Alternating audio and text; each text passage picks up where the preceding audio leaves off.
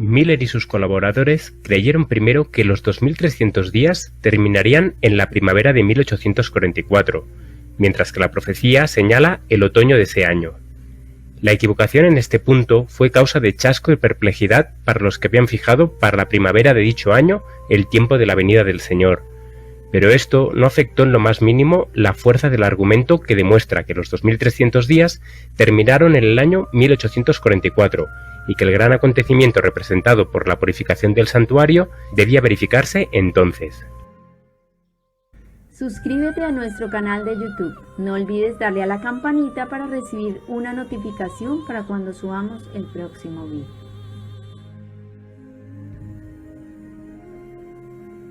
Miller había dedicado 2 años al estudio de la Biblia cuando, en 1818, llegó a tener la solemne convicción de que unos 25 años después aparecería Cristo.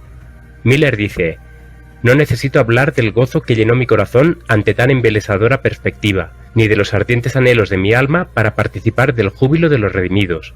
Ahora la Biblia era para mí un libro nuevo. Todo lo que para mí había sido sombrío, místico u oscuro en sus enseñanzas había desaparecido de mi mente ante la clara luz que brotaba de sus páginas sagradas.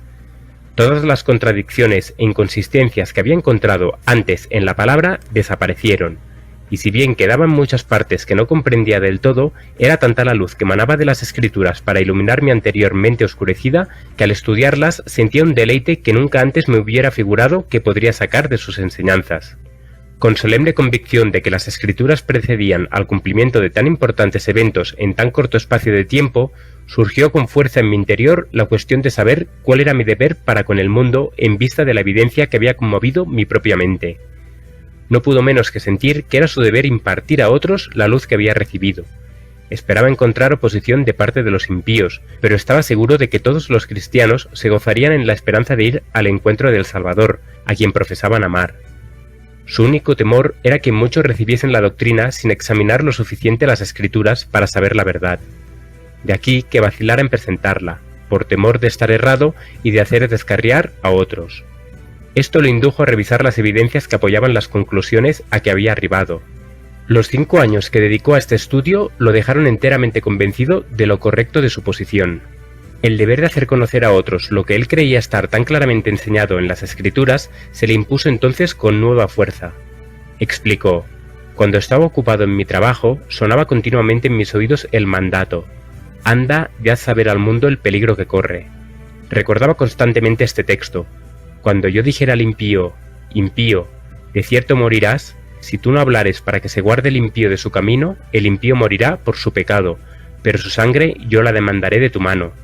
Y si tú avisares al impío de su camino para que se aparte de él, y él no se apartare de su camino, él morirá por su pecado, pero tú libraste tu vida». Sentía que si los impíos podían ser amonestados eficazmente, multitudes de ellos se arrepentirían, y que si no eran amonestados, su sangre podía ser demandada de mi mano. Empezó a presentar sus ideas en privado siempre que se le ofrecía la oportunidad, rogando que algún ministro sintiese la fuerza de ellas y se dedicase a proclamarlas. Pero no podía librarse de la convicción de que tenía un deber personal. De continuo se presentaba a su mente las palabras: «Anda y anúncialo al mundo, su sangre demandaré de tu mano». Esperó 9 años y la carga continuaba pesando sobre su alma, hasta que en 1831 expuso por primera vez en público las razones de su fe. Guillermo Miller fue llamado a dejar su arado y revelar a la gente los misterios del reino de Dios. Con temblor dio principio a su obra de conducir a sus creyentes a través de los periodos proféticos hasta el segundo advenimiento de Cristo. Con cada esfuerzo cobraba más energía y valor al ver el marcado interés que despertaban sus palabras. Ya tenía 50 años, pero desde el principio sus labores fueron notablemente bendecidas para la salvación de las almas.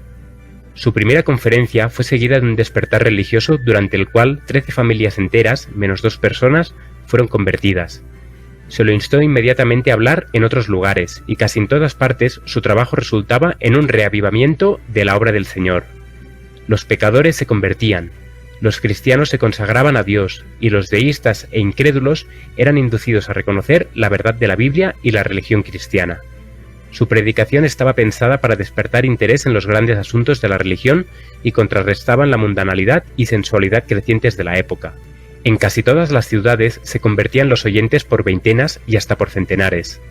En muchos lugares se abrían de par en par las iglesias protestantes de casi todas las denominaciones. Muchos que no aceptaban su modo de ver en cuanto a la fecha exacta del segundo advenimiento estaban convencidos de la certeza y proximidad de la venida de Cristo y de que necesitaban prepararse para ella.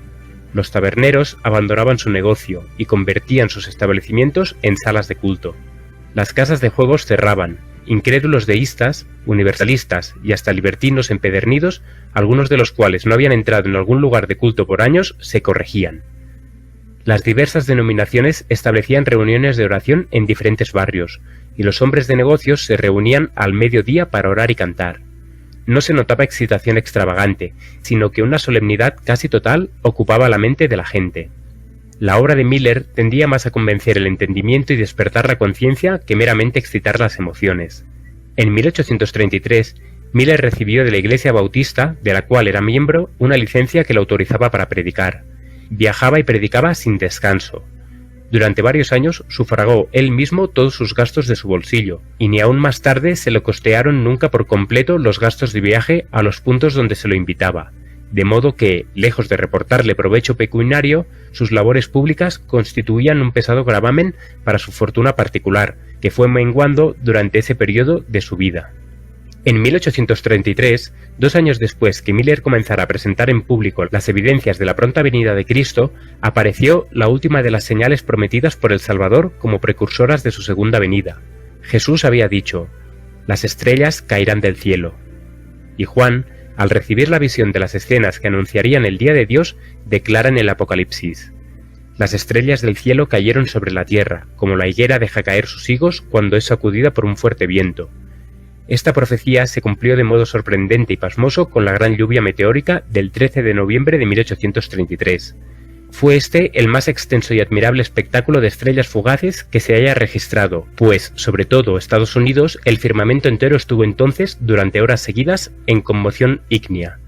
No ha ocurrido jamás en este país, desde el tiempo de los primeros colonos, un fenómeno celestial que despertara tan grande admiración entre unos, ni tanto terror ni alarma entre otros.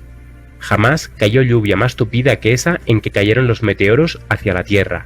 Al este, al oeste, al norte y al sur era lo mismo. Todo el cielo parecía en conmoción. El espectáculo descrito en el diario del profesor Silliman fue visto por toda la América del Norte. Desde las 2 de la madrugada hasta la plena claridad del día, en un firmamento perfectamente sereno y sin nubes, todo el cielo estuvo constantemente surcado por la lluvia incesante de cuerpos que brillaban de modo deslumbrador. En verdad, ninguna lengua podría describir el esplendor de tan hermoso espectáculo.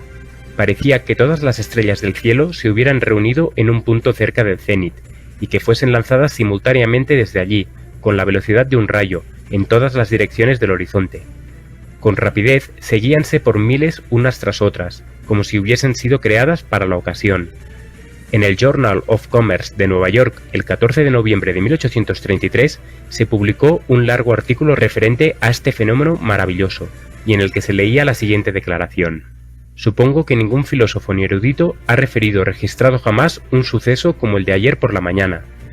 Hace 1800 años, un profeta lo predijo con toda exactitud, si entendemos que las estrellas que cayeron eran estrellas errantes o fugaces, en el único sentido en el cual es posible que sea literalmente verdadero.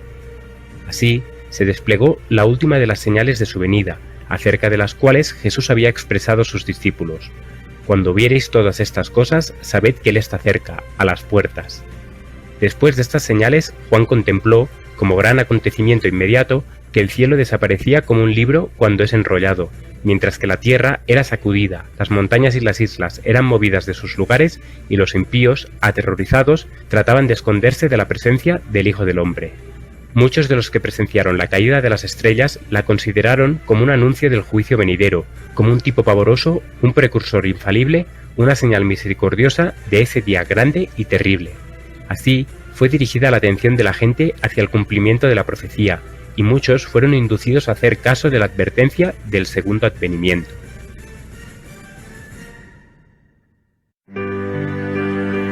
Este ministerio se mantiene gracias a tus aportes. Si quieres contribuir, ve a laverdadilustrada.com o a la descripción de este vídeo.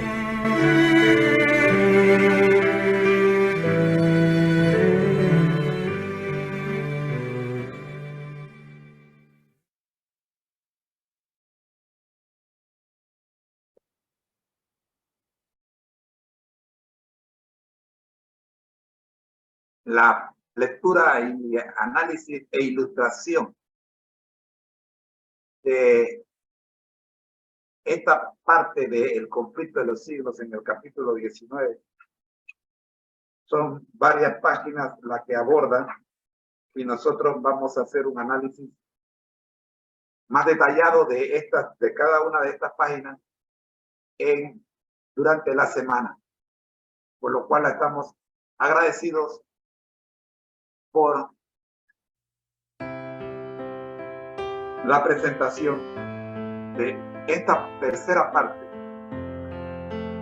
del capítulo 19 del conflicto de los siglos. Oremos.